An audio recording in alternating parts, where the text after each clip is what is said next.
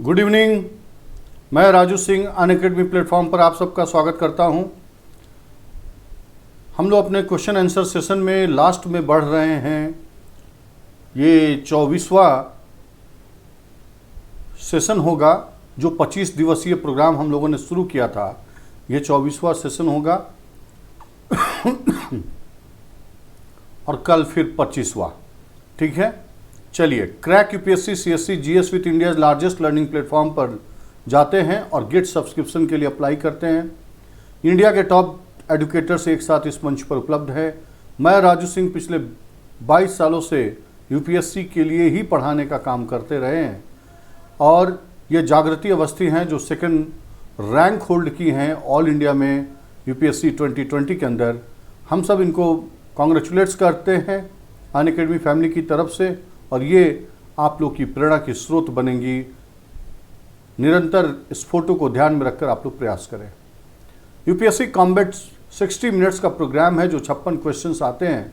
प्रत्येक संडे को 11 बजे ये आयोजित होता है। आप मेरे कोड राजू लाइव का यूज़ करके आप इसमें भाग लीजिए।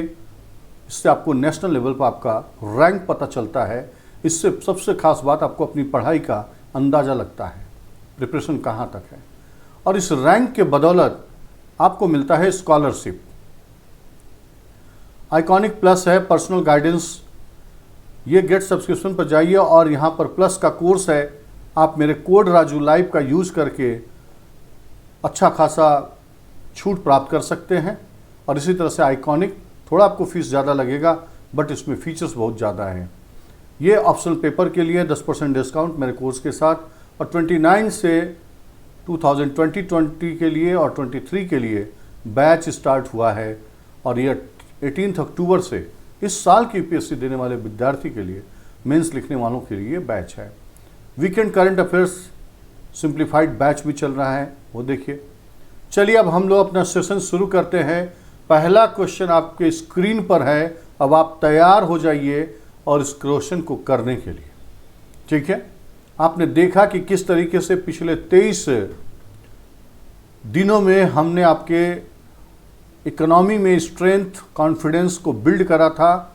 ठीक है, तो अब आगे अंतिम छोर पर हम लोग पहुंच रहे हैं। आज 24वां लेक्चर है और कल 25वां लेक्चर होगा। हाल ही में समाचारों में चर्चा में रही कुसुम योजना के विषय में निम्नलिखित कथनों पर विचार कीजिए। योजना का उद्देश्य खाली भूमि पर सोलर प्लांट की स्थापना के जरिए महिला उद्यमिता को बढ़ावा देना। योजना का क्रियान्वयन विश्व बैंक की सहायता से कृषि एवं किसान कल्याण मंत्रालय द्वारा किया जा रहा है। उपर्युक्त में से कौन सा से कथन सत्य है? उत्तर कुट देखिए और उत्तर कीजिए। अब आपका समय शुरू हो चुका है। अब आप उत्तर करना शुरू करिए।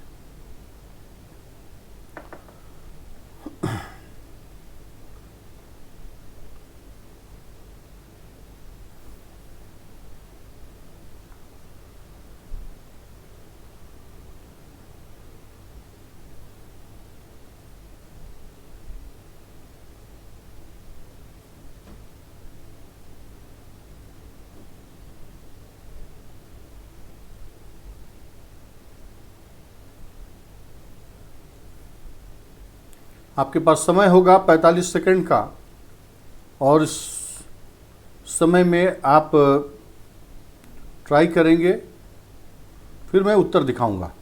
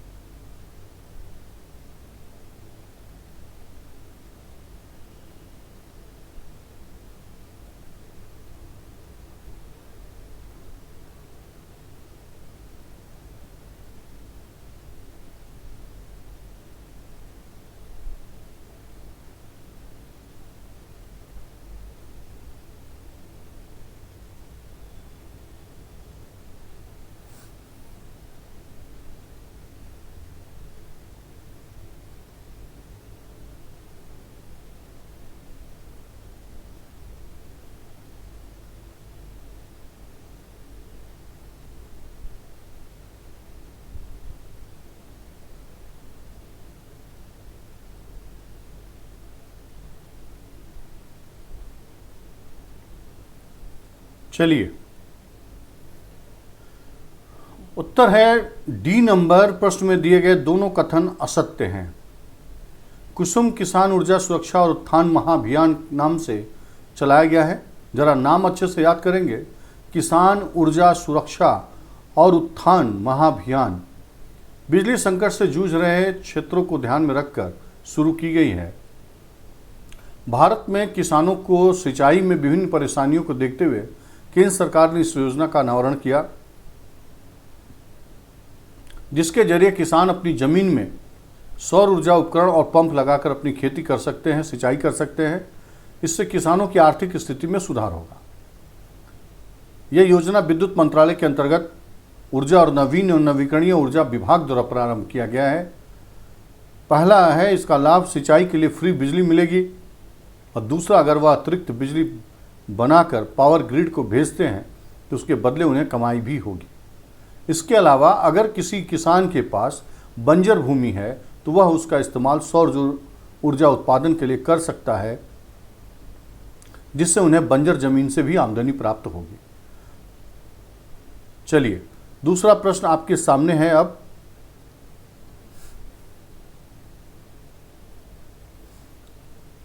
प्रायः समाचारों में दिखाई देने वाले GIAHS के संबंध में निम्नलिखित कथनों पर विचार कीजिए। इस कार्यक्रम का उद्देश्य वैश्विक रूप से महत्वपूर्ण कृषिगत प्रणालियों एवं उनसे जुड़े भू दृश्यों, कृषिगत जैव विविधता एवं ज्ञान प्रणालियों को पहचानना एवं उन्हें सुरक्षा प्रदान करना है। इस कार्यक्रम का संचालन खाद्य एवं कृषि संगठन, यूनेस्को, विश्व विरासत केंद्र तथा अन्य सहयोगियों के माध्यम से किया जा रहा है।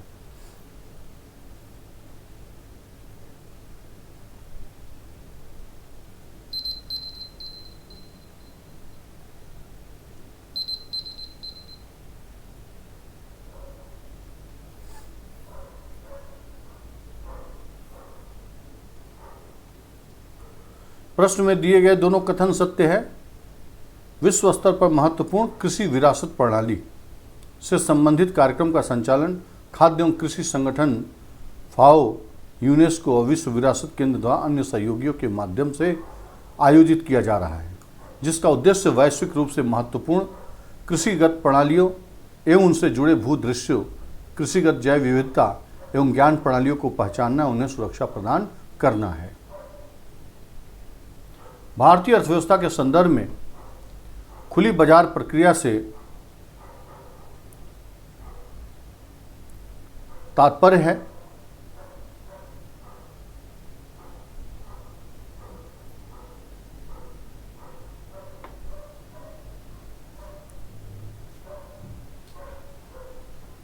भारतीय अर्थव्यवस्था के संदर्भ में खुली बाजार प्रक्रिया से तात्पर्य है आरबीआई द्वारा सरकारी प्रतिभूतियों की खरीद एवं बिक्री करना, अनुसूचित बैंकों द्वारा आरबीआई से ली गई उधारी, वाणिज्यिक बैंकों द्वारा उद्योग को ऋण प्रदान करना, उपयुक्त में से कोई नहीं।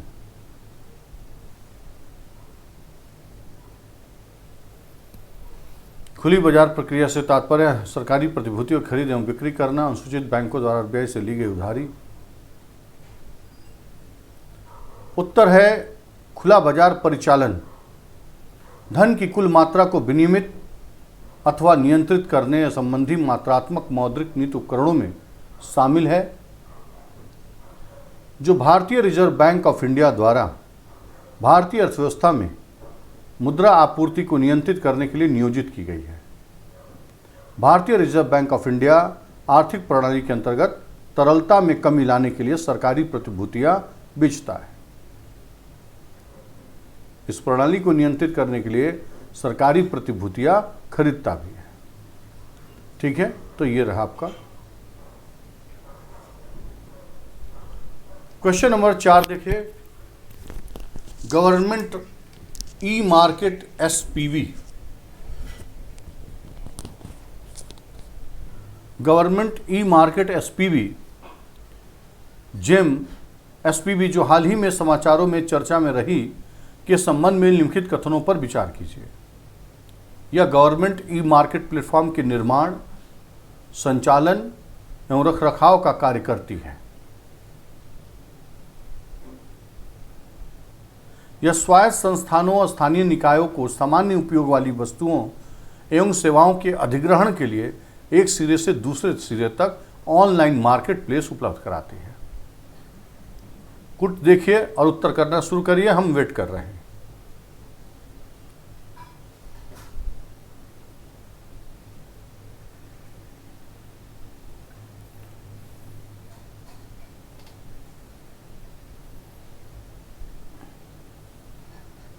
यह गवर्नमेंट ई मार्केट प्लेटफॉर्म के निर्माण, संचालन एवं रखरखाव का कार्य करती है। यह स्वायत्त संस्थानों, स्थानीय निकायों को सामान्य उपयोग वाली वस्तुओं। उत्तर है सी। प्रश्न में दिए गए दोनों कथन सत्य हैं।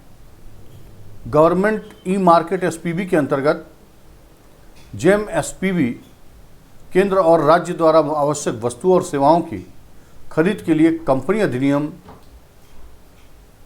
2013 के तहत 8 कंपनियों को पंजीकृत किया गया था। इस प्लेटफॉर्म के माध्यम से बाजार के निर्माण, संचालन और रखरखाव का कार्य संपादित किया जाता है। यह स्वायत्त संस्थानों और स्थानीय निकायों को सामान्य उपयोग वाली वस्तुओं और सेवाओं के अधिग्रहण हेतु एक सिरे से दूसरे सिरे तक के लिए पारदर्शी ऑनलाइन मार्केट प्लेस उपलब्ध कराती है।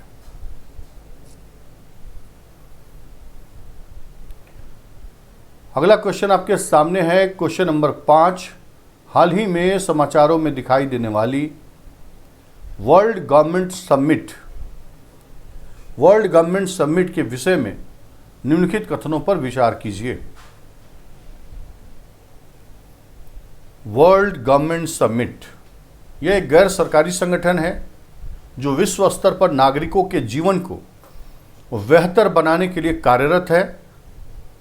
यह मानव विकास के संदर्भ में नीति निर्माताओं, व्यवसायियों तथा सिविल सोसाइटी के लिए एक लीडरशिप प्लेटफॉर्म तथा नेटवर्किंग हब है। स्क्रीन पर यह प्रश्न चल रहा है। अब आप लोग अपना जल्दी से उत्तर करना शुरू करिए।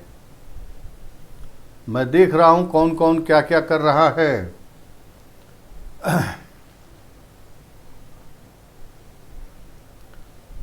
जो लोग अभी उत्तर नहीं कर रहे हैं, कृपया उत्तर करना शुरू कर दीजिए। दिमाग का एक्सरसाइज करिए, तभी प्रश्न हमेशा के लिए याद हो जाएगा, तभी यह उत्तर पता रहेगा।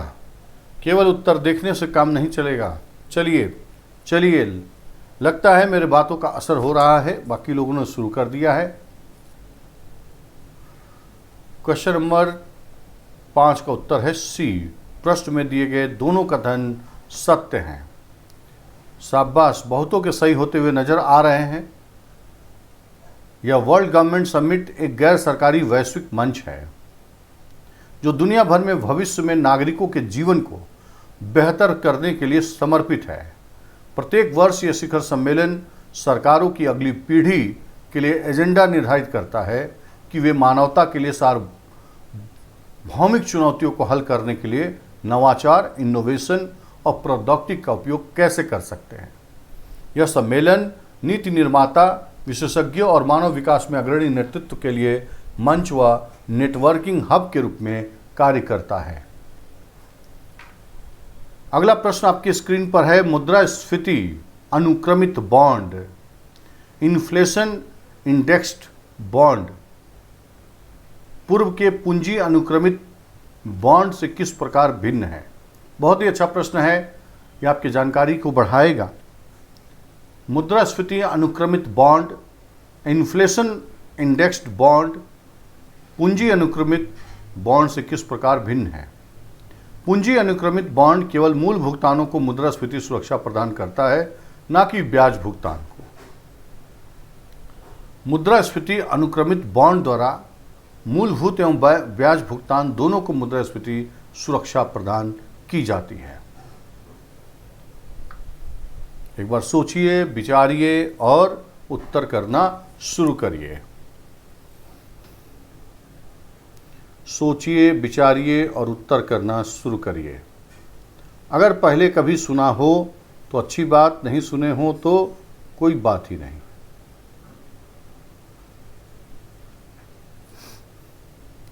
अब मैं उत्तर दिखाता हूं।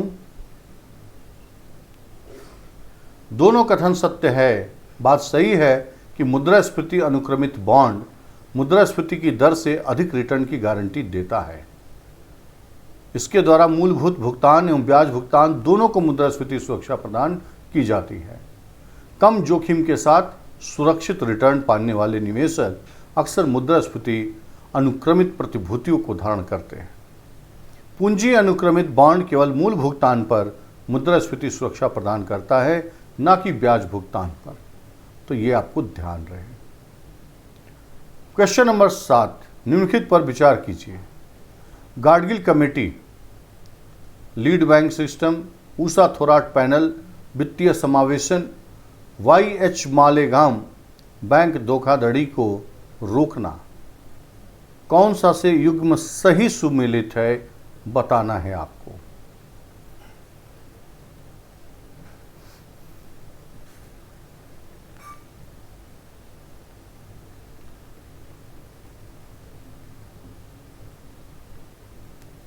उत्तर है C number, Gadgil committee lead bank system, Usha Thorat panel वित्तीय समावेशन और YH मालेगाम बैंक धोखाधड़ी को रोकना। ठीक है, तो देखिए उपर्युक्त सभी Gadgil committee lead bank system, Usha Thorat panel वित्तीय समावेशन और YH मालेगाम बैंक धोखाधड़ी को रोकना।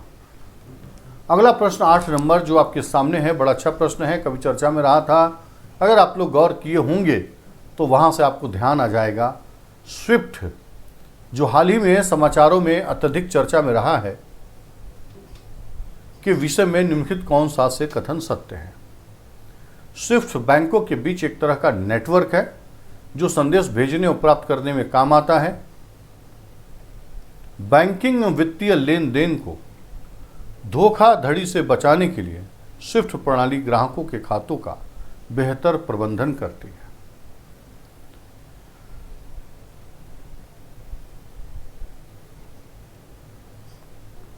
स्विफ्ट बैंकों के बीच एक तरह का नेटवर्क है जो संदेश भेजने एवं प्राप्त करने में काम आता है।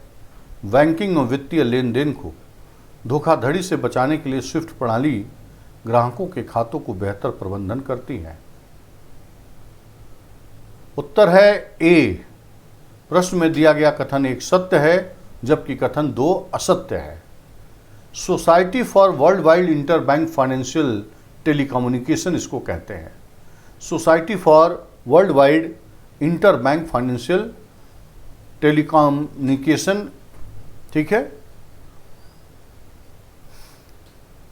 ये एक मैसेजिंग नेटवर्क है जो वित्तीय संस्थान मानकीकृत कोड प्रणाली का सूचना और निर्देशों को सुरक्षित रूप से प्रसारित करने के लिए उपयोग करता है।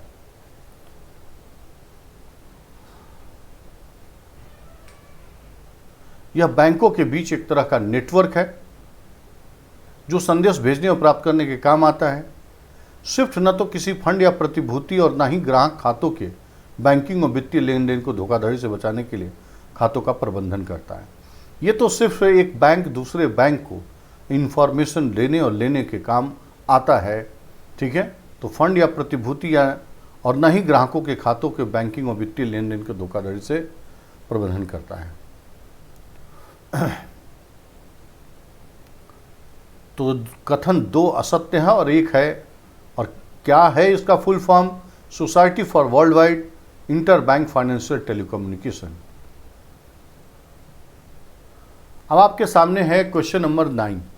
निम्नलिखित में से कौन सी रिपोर्ट सूचकांक संयुक्त राष्ट्र विकास कार्यक्रम द्वारा जारी की जाती है? संयुक्त राष्ट्र विकास कार्यक्रम द्वारा जारी की जाती है।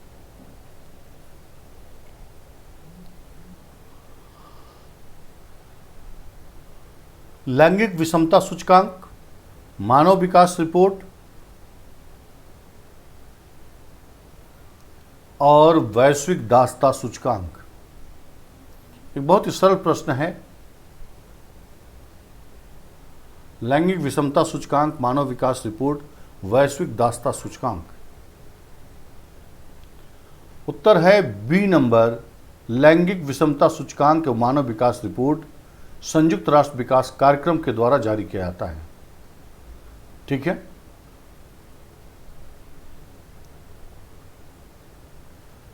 जबकि वैश्विक दासता सूचकांक किसी देश में आधुनिक दासता को प्रदर्शित करता है जो वॉक फ्री फाउंडेशन द्वारा जारी किया जाता है।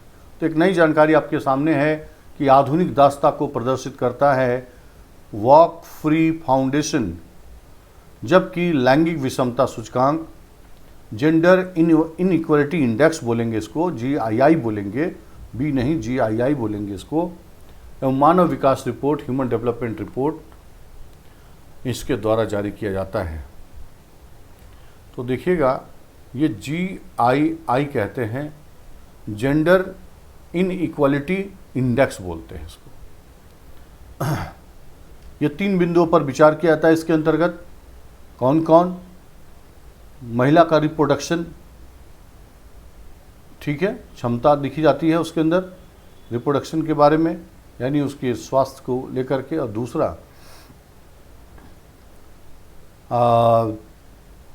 एम्पावरमेंट, और एम्पावरमेंट 2 बातों पर विचार किया जाता है। एक नीति निर्माण निकाय में महिलाओं की भागीदारी, और दूसरा होता है कि 25 वर्ष से ऊपर की महिला में विचार किया जाता है, के बारे में विचार किया जाता है कि वह क्या 12वीं पास है। और तीसरा होता है क्या आर्थिक क्रियाकलाप, यानी जो भी रोजगार सृजित हुए हैं उसमें महिलाओं की हिस्सेदारी कितनी है। हाल ही में समाचारों में चर्चा में रहे लक्ष्य कार्यक्रम के संबंध में निम्नलिखित कथनों पर विचार कीजिए। लक्ष्य कार्यक्रम से मातृत्व और नवजात अस्वस्थता तथा शिशु मृत्यु दर में कमी आएगी और सार्वजनिक स्वास्थ्य सुविधाओं में सभी गर्भवती महिलाओं को सम्माननीय मातृत्व देखभाल की सुविधा प्रदान की जाएगी। यह स्वास्थ्य एवं परिवार कल्याण मंत्रालय की एक पहल है, जिसमें प्रसूति कक्ष और ऑपरेशन थिएटर में गुणवत्ता परक सुधार का आकलन राष्ट्रीय गुणवत्ता आश्वासन मानक के जरिए किया जाएगा। अच्छा प्रश्न है, घूमने घुमाने वाला प्रश्न है, जरा विचार करिए, उत्तर दीजिए। आपके पास 30 सेकंड का समय है मेरे पढ़ने के बाद, जब आप विचार कर सकें।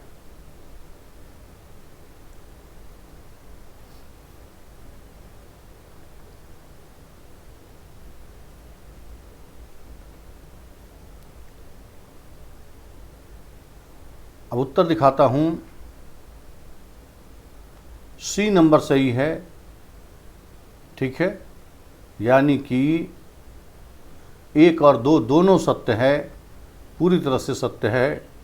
केंद्रीय स्वास्थ्य एवं परिवार कल्याण मंत्रालय ने प्रसूति कक्ष में देखभाल की गुणवत्ता में सुधार लाने के उद्देश्य से लक्ष्य कार्यक्रम की शुरुआत की है, जिससे गर्भवती महिलाओं, प्रसूति कक्ष, ऑपरेशन थिएटर, प्रसूति गहन देखभाल इकाइयों की गुणवत्ता में सुधार किया जाएगा, जिससे मातृत्व, नवजात अस्वस्थता तथा शिशु मृत्यु दर में कमी आएगी और सार्वजनिक स्वास्थ्य सुविधाओं में सभी गर्भवती महिलाओं को सम्माननीय मातृत्व देखभाल की सुविधा प्रदान की जाएगी। ऑपरेशन थिएटर में गुणवत्तापूर्ण सुधार का आकलन राष्ट्रीय गुणवत्ता आश्वासन मानक के जरिए किया जाएगा। तो राष्ट्रीय गुणवत्ता आश्वासन मानक के जरिए किया जाएगा। ठीक है, तो सेशन समाप्त करते हैं। Thank you very much. Like करना नहीं भूलेंगे और राजू लाइव कोड का यूज़ करके चाहे आप सब्सक्रिप्शन लीजिए अनअकैडमी का, चाहे फ्री सेशन देखना हो या टेस्ट देना हो या मैटर प्राप्त करना हो, आप मेरे कोड का यूज़ करें, ठीक है, और मेरे साथ अधिक से अधिक जुड़ने का प्रयास करिए। Unacademy, let's crack it.